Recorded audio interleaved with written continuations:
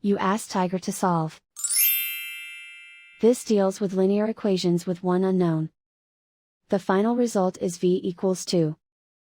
Let's solve it step by step. Simplify the expression. Expand the parentheses. Simplify the arithmetic. Multiply the coefficients. Group all constants on the right side of the equation. Add 6 to both sides. Group like terms. Simplify the arithmetic.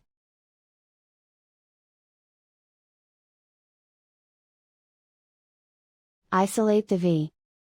Divide both sides by 30. Simplify the fraction.